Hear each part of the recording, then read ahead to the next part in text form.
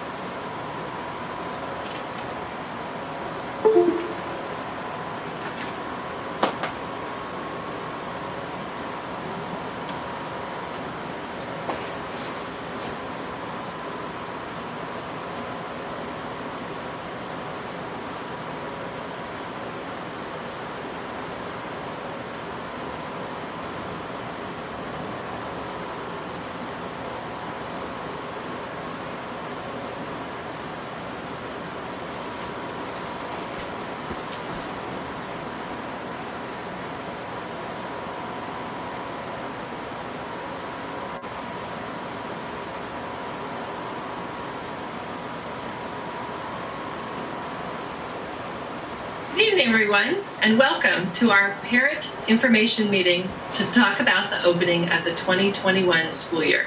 We're very glad that you're here to join us this evening to learn more information, again, about the opening of our school. Wanted to make sure that everyone knew that there is the opportunity to send questions through email or text by emailing 2020opening@rolandschools.org or texting 626-238-3046. I would like to share that we will not be able to respond immediately to everyone's calls or text messages or emails tonight, but over the next few days, we will be providing answers to the questions that we receive. We also have on our district website a frequently asked questions as part of our school reopening page, so please feel free to visit there as well. I wanted to share with everyone just a little bit of background and looking at when our schools dismissed students on March 13th. At that time, with the onset of COVID-19 and the concerns across the schools across the state of California closed between that date of March 13th and March 19th. At that time, the governor had three primary priorities: continuity of learning, nutrition and continuing meal service for our students, and for the supervision or child care for critical care workers.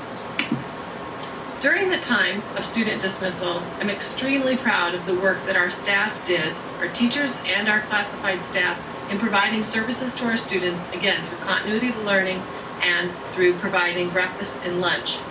We also spent a great deal of time in making sure that our students were cared for, there was connection, compassion, as well as content. There was some times of really important milestones for our students in looking at their acceptance to college, their high school graduation, promotion to the next grade, as well as other milestones that were celebrated through virtual means and physical distancing to recognize our students and our staff. As we prepare for the opening of the 2020-2021 school year, we have the opportunity to learn from schools that have opened prior to us, schools from around the world. In looking at schools and that research that we have done, we've had the opportunity to look at what's taken place in New South Wales, Denmark, Taiwan, also China, Japan, Germany, and France. In studying some of the school opening procedures, they have in place many of the things that all our agencies are also suggesting for us. Physical distancing, as well as frequent hand washing and hand hygiene, and looking at limiting sharing, not sharing materials. So having individual materials for our students. When we look at the closures of schools across the United States, there's opportunities to learn from one another as well. In the state of California, nearly all school districts closed in the spring. All of us are in this together, learning and how to reopen our schools as we prepare to do so together as a state. For the state of California, we are in stage 2 of reopening. Within stage 2, it does not include opening our schools for student instruction. That comes in stage 3. So as we prepare for the opening of school, our state would need to be in stage 3 prior to us being able to open our classrooms for student learning. However, we also know that once we're in stage 3, we need to make sure that there is a plan in place here in Roland Unified so that we have a continuum of learning options for our students should we need to revert back to stage 2 or should things progress further into stage 4. I believe we've all been watching the news and seeing what's taking place currently, and so we continue to await direction from the Los Angeles County Department of Public Health on what will happen for us in our Los Angeles County schools and us particularly here in Roland Unified. Again, there's the opportunity to ask questions by text or email as we go through our presentation. As we look at the opening of schools, we look to our industry leaders, particularly in the areas of health and safety, to provide us with guidance. That includes the World Health Organization, the Centers for Disease Control, the California Department of Public Health, as well as the Los Angeles County Department of Public Health. Here on the screen, you see an example from the Center for Disease Control about the opening of schools. First and foremost is looking to see whether or not we are able to open schools within our state and then within our county. The answer to that is yes, as we recommend that there are recommended health and safety practices that must be in place in order to do so safely. The California Department of Health has also provided safety measures for schools across the state. Some of them are very detailed, starts with general measures, moves into hygiene, looking at cleaning and disinfecting, ventilation, all the way down to preparing for the consideration of closures should there be an outbreak and we need to do so. The plans that we have in our district incorporate all of the elements and guidelines from the California Department of Public Health. We also will need to follow the Los Angeles County Department of Public Health guidelines. The County Department of Public Health had shared that they had hoped that their guidance would be available to schools by the end of June. Today being July 1, we have not yet received it, but we do anticipate receiving it very soon. Again, there are many moving parts, and all of our agencies are working together to provide us with the best guidance. However, it is expected that this guidance will include expectations or requirements for physical distancing, hand washing, or the use of hand sanitizer, face coverings, symptom check procedures, continuity of meal service for our students, and doing so in a way that allows for physical distancing. And in transporting our students, we would also need to comply with physical distancing. As soon as the document from the Los Angeles County Department of Public Health is available, we will be promptly reviewing it and making any necessary adjustments or updates to our draft plans. The Los Angeles County Department of Education has also partnered with us, as well as the other 79 school districts in Los Angeles County, on the reopening when the state of California enters phase or stage 3. Again, that will be based on the public health directives and the orders from the public health officer from Los Angeles County Department of Public Health. If we do not have permission to open, we would continue with an all distance learning model for the start of the school year. If we are able to open, we would then put all of our procedures in place that we will be talking about this evening. One of the things that we also have to consider as we're preparing to open is through the California budget adoption process, where the state has just adopted the 2021 budget for our state. With that, there are what is called trailer bills. One of the trailer bills is Assembly Bill 77, which has specific requirements for schools as we plan to reopen. First and foremost, within Assembly Bill 77, it requires that schools open the 2021 school year with as much in-person, face-to-face instruction with students in our classrooms to the greatest extent possible with physical distancing. It does mention needing to make sure that we comply with the public health officer orders. When we are able to open, when those health officer orders allow us to do so, it is a requirement that our school provide in-person, face-to-face instruction to the greatest extent possible for our students with physical distancing. Also, Assembly Bill 77 talks about instructional minutes, the length of the school year, and attendance requirements, none of which are waived. The expectation is that the instructional minutes would be the same as in a typical school year. The length of the school year will also remain the same at 180 days, and student attendance is required. Should there be a change or a need for a change due to an outbreak, that would need to be mandated or required by the public health officer. So any change in an instructional program going to a more greater extent of distance learning would be required by a public health officer. Again, these are the requirements that are in Assembly Bill 77, which is part of the California budget adoption. So locally, here in Roland Unified, as we prepare to open, we have had a planning team that has been working very hard and looking at a variety of different aspects. The planning team consists of administrators, managers, teachers, and classified employees. Our planning team, who has been working together for about 6 to 8 weeks, has identified 7 areas of consideration, 6 guiding principles, 10 essential commitments, and 3 learning options, so that our parents and families have the opportunity to select the learning option that they feel works best for them. When we look at those areas of consideration, the planning team has identified 7.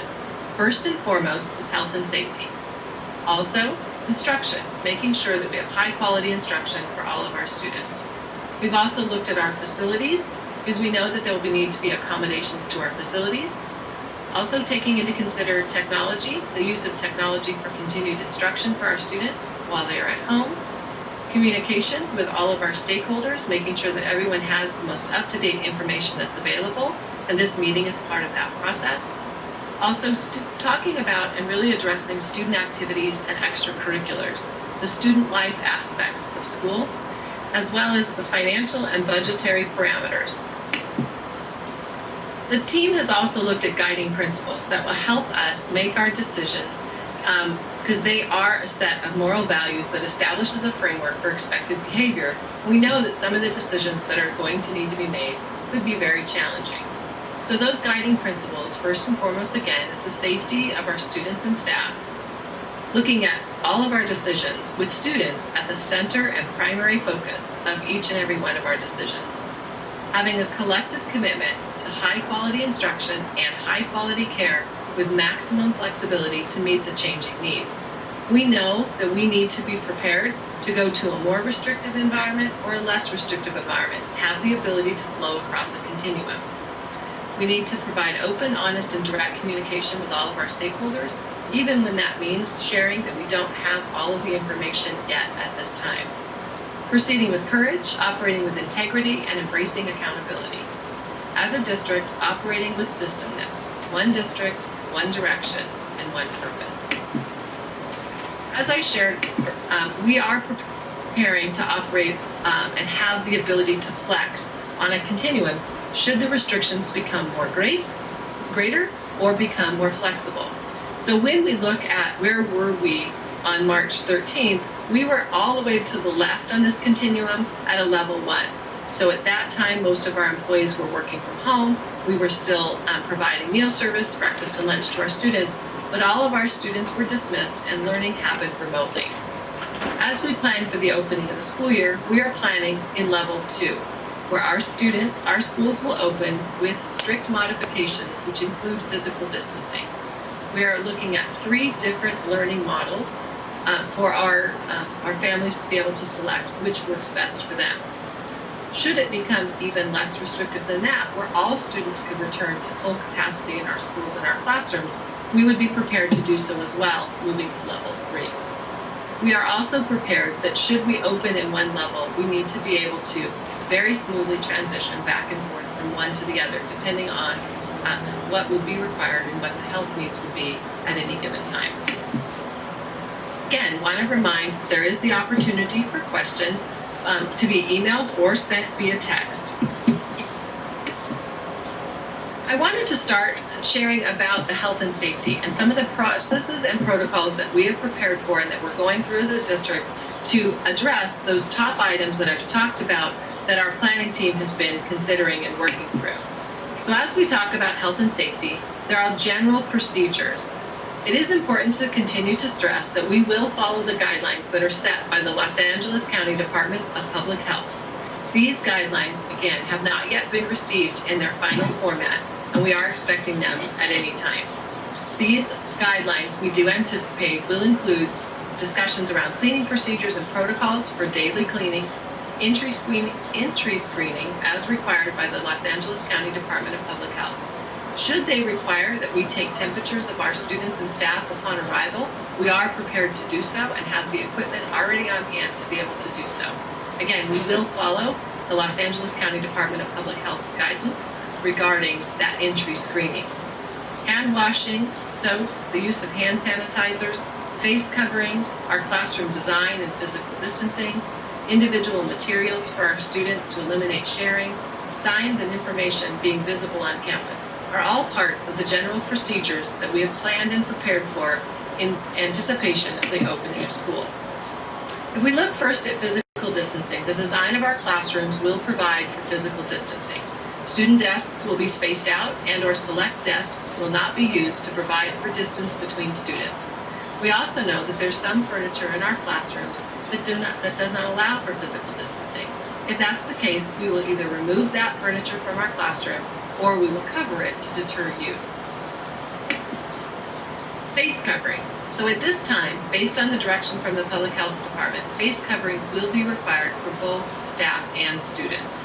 I know that there are a lot of questions around face coverings and people have their opinions on face coverings and whether or not we should or should not use them and what their personal preferences are. But I can share with you that we will follow the Public Health Department's guidelines, which at this time is stating a requirement for both students and staff to wear face coverings at all times while on campus.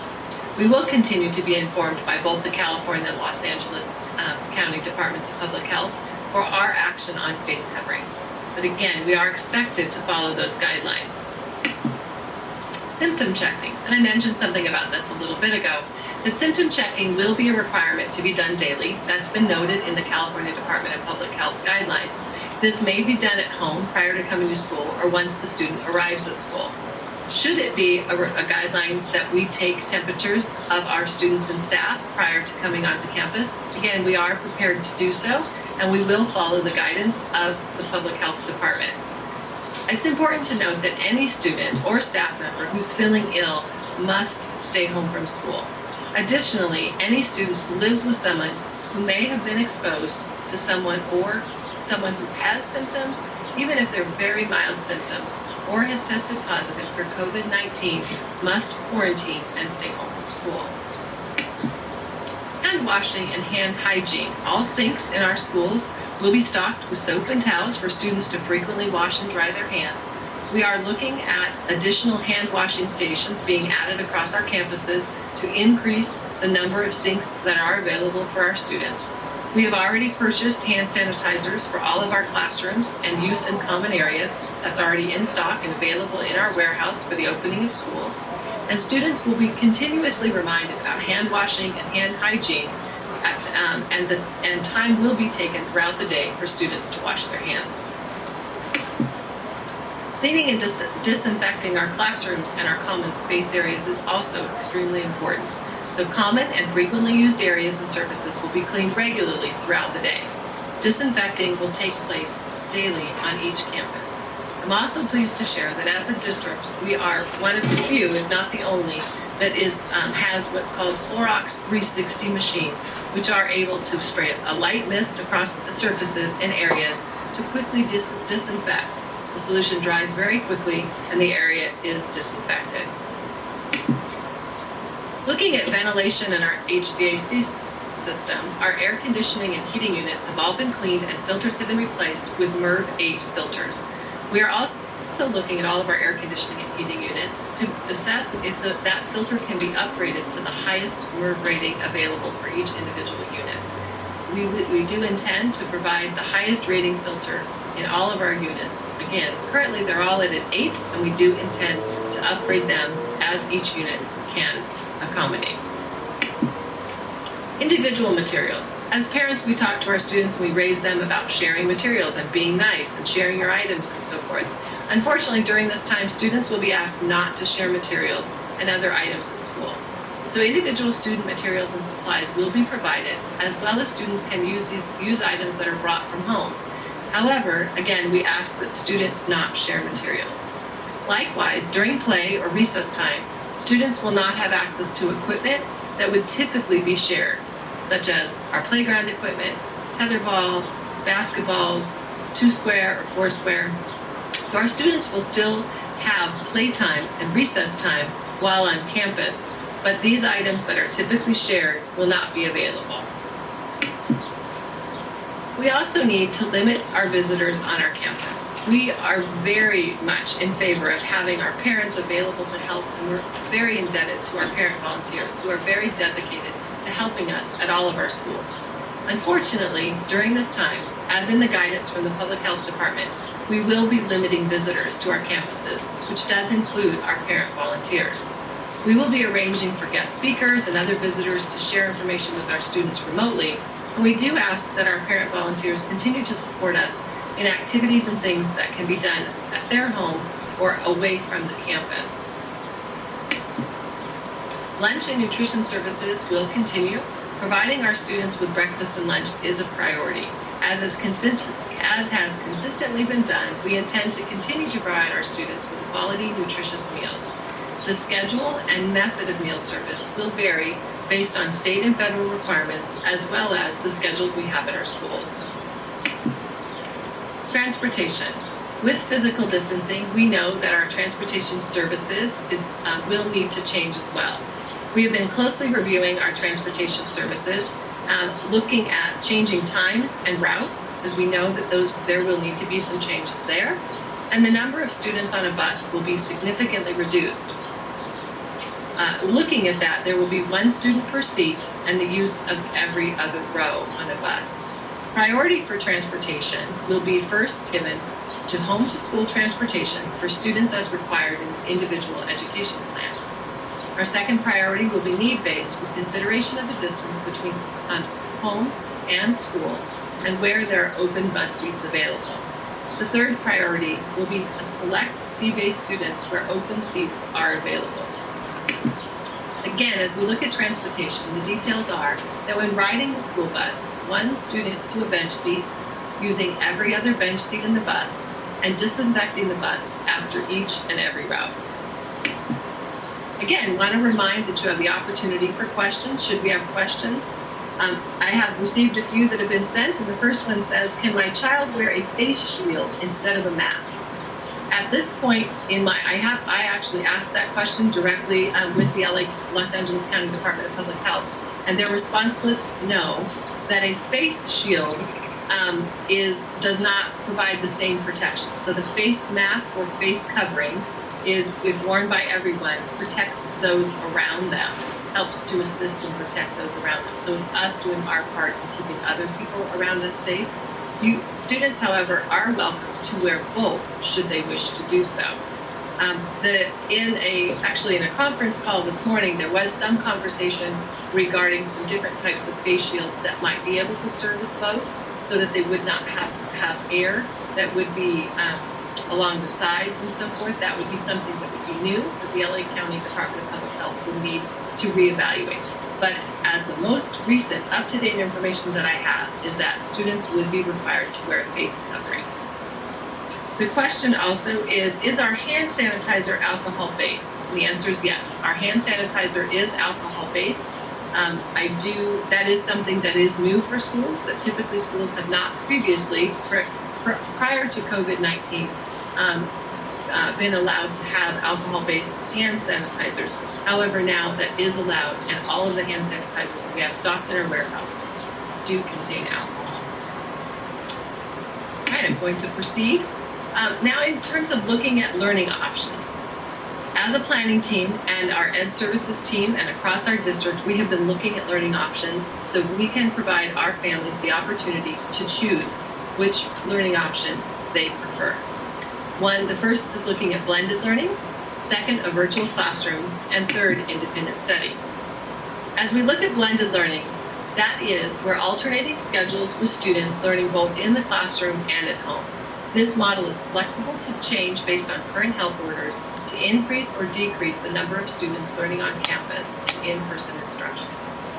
In looking at a blended model, students would be with classmates, learning with their teacher in their assigned school. When you apply physical distancing, only half of the class would be able to be in session at any one time. So if we look at one class, one grade level, that class would be divided in half. Half of the students would be learning in person in a classroom, while the other half of the students would be learning at home. And then the students would be able to trade positions and change. So everyone has the opportunity for in-person instruction at school and also learning at home.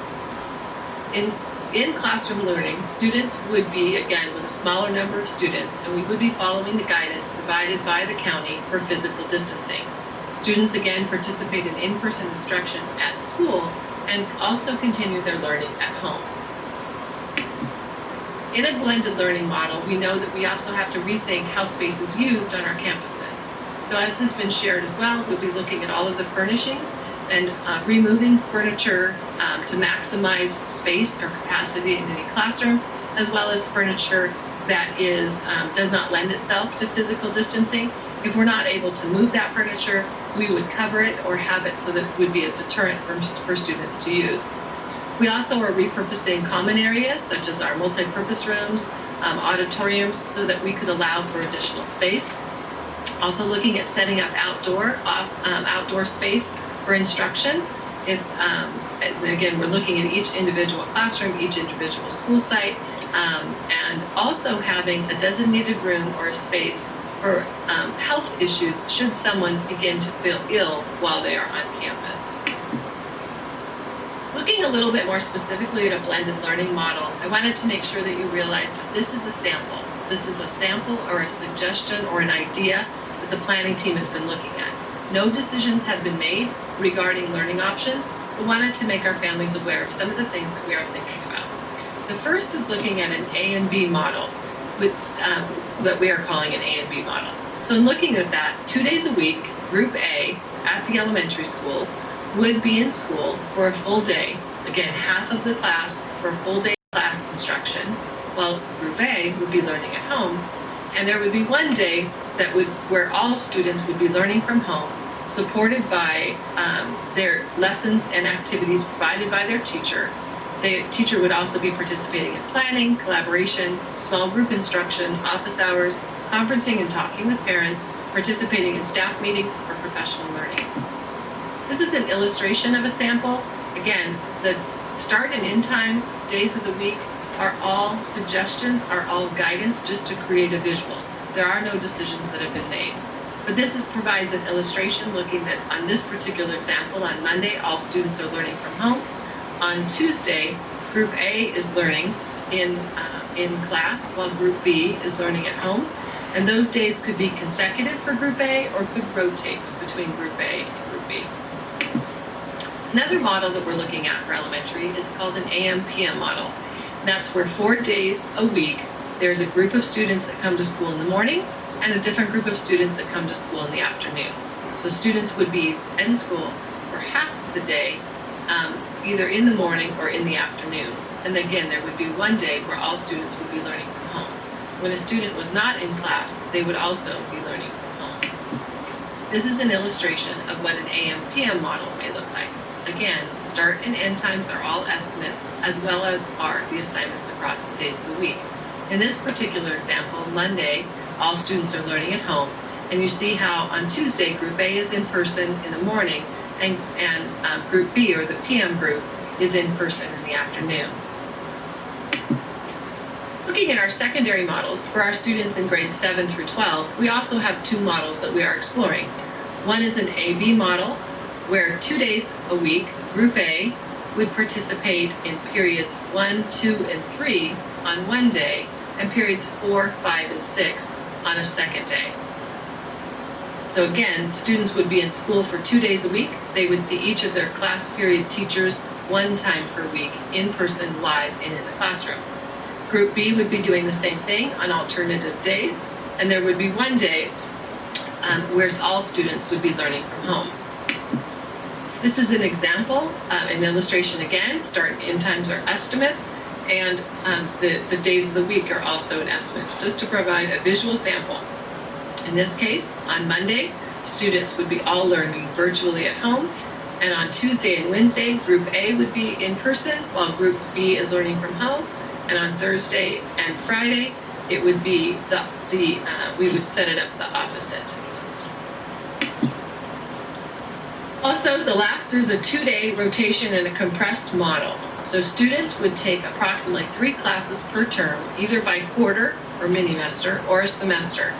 There would be 2 days a week when Group A would be in class for 3 periods a day for 2 days, and then Group B would be in person for 2 days a week for periods 1 through 3, and the 4th day, all students would be learning from home. Here is an illustration again of what that may look like. So looking at Group A would be learning on Mondays and Tuesdays, Mondays in person, and then and Thursdays in person, and Group B would be learning in person on Wednesday and Friday. This also can be arranged so that the students would be learning consecutive days, Tuesday and Wednesday for Group A, and Thursday and Friday for Group B. Again, days of the week and specifics are provided as an example. When looking at that blended learning model, there are 3 pictures that just illustrate how it may look in terms of physical distancing in a classroom, the ability to still play at recess without using shared materials. Our second option that parents are able to select should they choose this as the best learning option for their family is a virtual classroom. In a virtual classroom, we would of course need to comply with AB 77, and we intend to offer this option to our families who prefer that their child not participate in any in-person instruction. Therefore, families may be able to opt for a full distance learning setting. And in this option, students would not report to school at any time, but would be able to participate in all of their classes online with a teacher and a group of classmates. So there still would be a class that would stay together, but it would be all held virtually. So classes would be held at assigned times, would require attendance, and completion of assignments and assessments given by the teacher. So when we look further at that virtual classroom, there wouldn't be any in-person interactions, so students would not participate in any in-person interactions and would not need to come to our schools. The expectations in a virtual classroom for students would be that they need access to a device and regular, reliable internet access or Wi-Fi, not connected to a cellular phone, but high-speed internet. And the district will be able to provide devices to all participating students and Wi-Fi hotspots to most of our families in need. The learning platforms would be the use of Google Classroom, Seesaw, and Zoom, among other online learning tools. In a virtual classroom, again, attendance is expected. This day would be structured as a regular school day with typical school hours, for instance, from 8:30 to 2:30, and students would be expected to have an area within their home that is free from as many distractions as possible, be dressed and ready for school, and participate in all of their daily lessons. And those lessons would include live instruction from their teacher, as well as independent work that they would be doing throughout the day. And the full level of instructional minutes and instructional days would be met in that virtual classroom format. Here's an example again of, as I've shared, and looking at a day, this time is 8 to 2:30. So the schedule will closely mirror a traditional school day and will require students to engage in daily live instruction through the use of technology with their full class or perhaps small group, as well as individual support as determined by the teacher. Students will be required to be in a setting that allows for learning, as I've shared earlier, is free from as many distractions as possible, and be dressed and ready for school. Daily attendance is required, and student assessment of progress is graded on a traditional and customary grading scale. Our third learning option is independent study. So independent study will be discussed and reviewed on an individual basis for families who necessitate enrollment into the program. This is really in a situation where the family has extenuating circumstances, where a student may not be able to participate in learning during typical school hours. So with this option, students would have limited interaction with a teacher and little to no interaction with peers. There would not be an assigned class time or periods, which would require the student and family to set the learning times and schedules to complete the assignments and the coursework. So again, in an independent study model, there would be no in-person interaction. Then the student would not be required to come to school. The learning expectations that take place in independent study model would be independent of class, peers, and significant interaction with the teacher. Students would complete assignments and assessments at their pace with weekly check-in with an assigned teacher. The learning platforms curriculum would be delivered through an online learning platform and does require regular access to a device and reliable high-speed internet. We know that these learning options may also present challenges to our families for childcare. That we do understand that our families rely on our schools to help care for their children, for our working parents. So looking at some of our sample schedules and ideas, we see that there may be some significant challenges and it is not ideal for our working parents. So we do have and are working with our on-site childcare opportunities that have been offered through options, but we know that that will be significantly limited due to space availability. We have reached out to our community members, including elected officials and faith-based organizations, to inquire about options in our community for childcare for our students. Again, on just this morning on a meeting that I was participating in, there is an interest across Parks and Rec, as well as our libraries in our local communities to help us in solving this issue for our families. So we will continue to keep our families up to date, but know that we do recognize that childcare will be a challenge, and we are trying to find ways to mitigate that challenge. But on-site childcare that we have previously been able to offer through our options program will be significantly limited due to space and the need for us to also continue to clean and disinfect our classrooms at the end of the school day. Again, wanted to remind people the option to send in questions, and there are a couple of questions. One that here says, ask, what about sports for high school?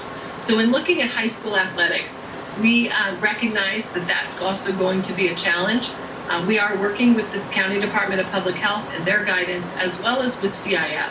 And so currently, our student athletes are able to condition. They are working with their coaches remotely in most cases, being able to condition They're meeting with their athletes in a format very similar to this. We have not brought our athletes together. The guidance right now, again, everything that I've shared that would happen in our classrooms also applies to athletics. So no sharing of materials. So any activity that involves sharing a ball is not permitted at this time. So our students right now are able to condition. We have not brought them back to our campuses for that, but they are working with their coaches. And we will follow the guidance from the County Department of Public Health, as well as working with CIF. And CIF is having ongoing conversations about working through the seasons. I wanted to answer, there's a few more that they just handed me, so let me see. One of the questions is, how will our special education students be supported? So working with Dr. Michael Tincup, who is our Director of Special Education, he and I just were having a conversation earlier today as well. He will be reaching out and sending a phone call home to students that have an IEP and sharing some of the plans that the Special Education Department has to support our students with special needs. We will be continuing to follow the IEP and provide services to our students, and that will be continued to be led out of our Special Education Department. There's a question as well in terms of what are the class sizes, what will the class sizes be? And the class sizes will likely vary slightly depending on the size of the room. So we don't have an absolute definitive size for each of our classes because our classrooms are of varying sizes. So we are looking at each individual space as well as some of those larger spaces to see how many students could be accommodated with physical distancing in each room. All right, I'd like to continue now with allowing you to see a short video that shows or illustrates what school may look like when we open on August 10th, 2020.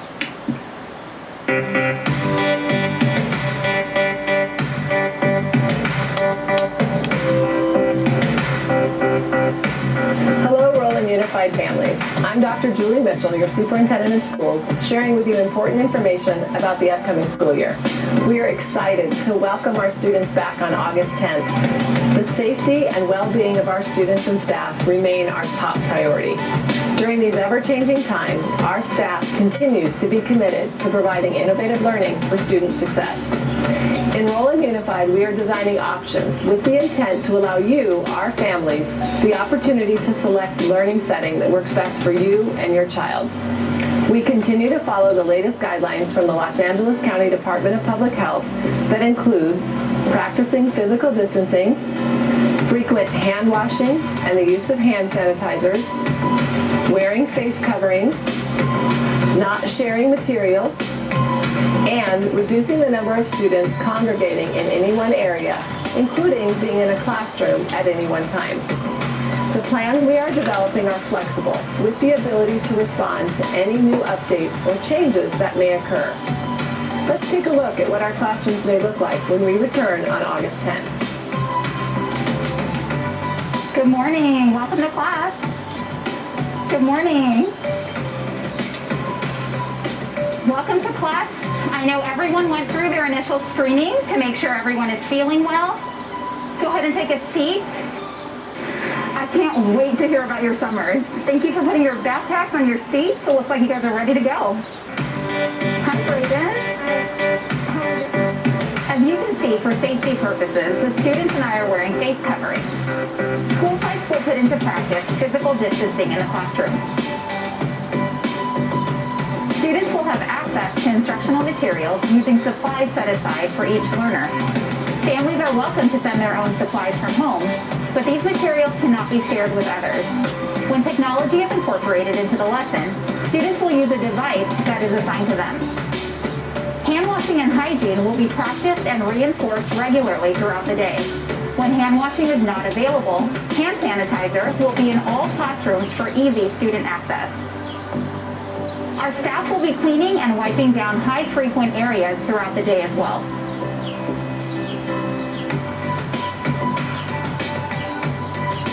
When possible, doors and windows will be open to allow for increased ventilation. Students will participate in classroom breaks or recess for games, where shared equipment will not be used.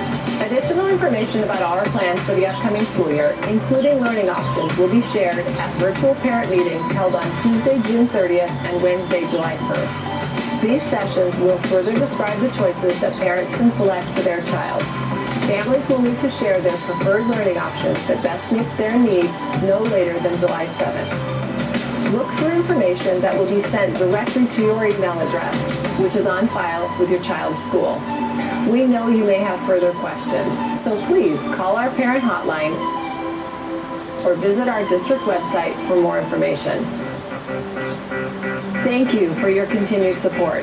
We are all in this together, and we are truly looking forward to seeing our students when school starts on August 10th.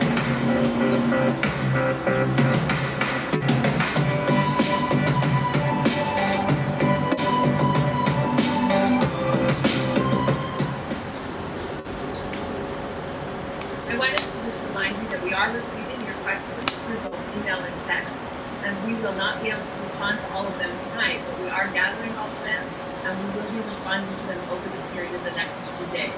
So we also have a frequently asked questions that is located on our district webpage.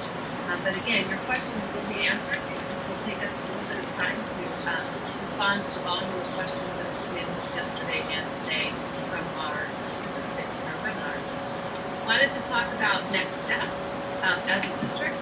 So we are asking our parents to share with us the preference and learning options, blended learning, virtual classroom, or independent study that you feel best meets the needs for your child and your family. So again, our three options: blended learning, virtual classroom, and independent study. Within looking at those preference selections, we are planning for those to be for the full year. An exception may be made if all restrictions are lifted and we're able to return to full in-classroom instruction. We ask that those preferences be shared with us by July 7th. We also note that you may still have questions and need additional clarification. So we are understanding of that and realize as well that you may need to know the specifics around what exactly will the blended model look like, or further questions around the virtual classroom, or there may be an extenuating circumstance where you need to consider independent study. When we talk about communication outreach, I want to thank our parents for filling out the surveys that have been sent, the survey that was sent out about the learning options that you were interested in and what your thinking was about sending your child back to school.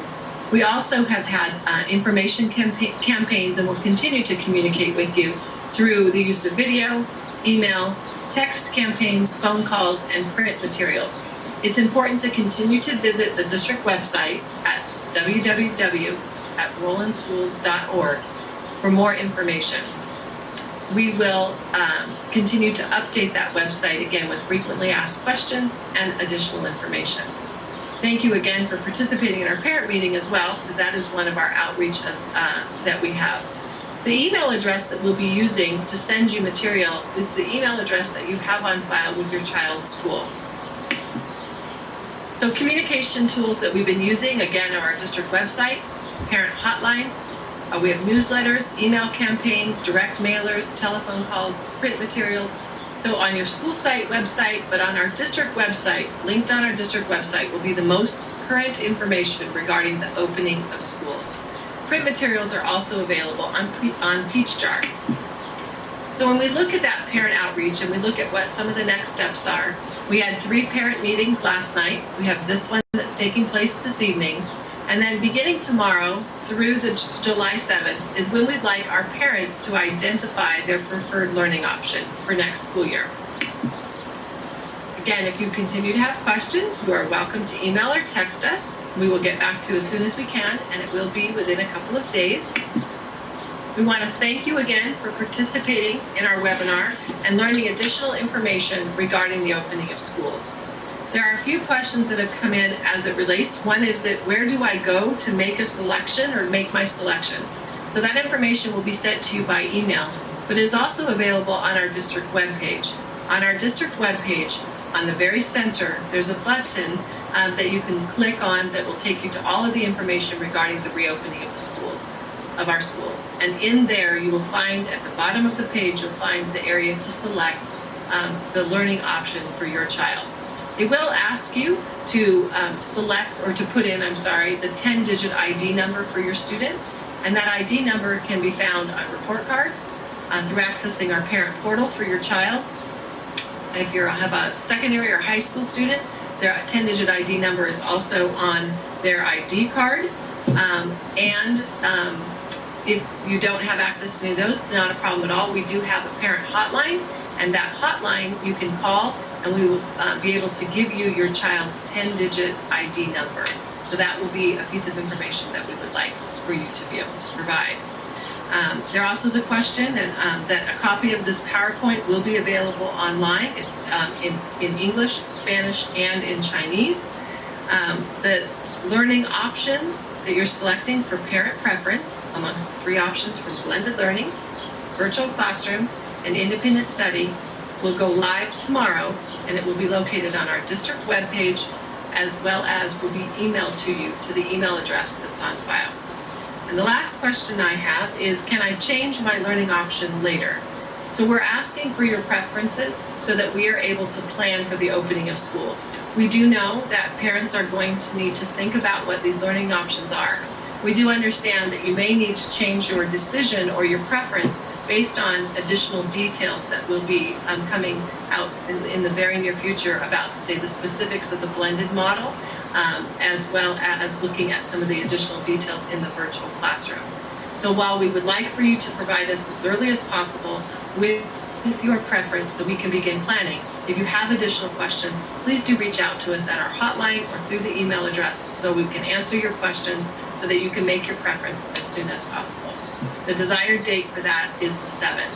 Should there be significant changes to any of the schedules and information that we've provided, we absolutely will have conversations and have our parents be able to select an option if they needed to change their preference. So again, I want to thank you very much again for participating in our webinar this evening. Please do not hesitate to continue to use that email address if you have questions or access our parent hotline. We are happy to answer your questions, and we're here to serve you. The text line will be turned off after our webinar this evening, so the text feature will not be available after this evening, but the email address and the parent hotline continues to be available and open for you to use. Again, we will be answering all of the questions that have come in over the next couple of days. Thank you very much again for joining us tonight. Stay safe and be well.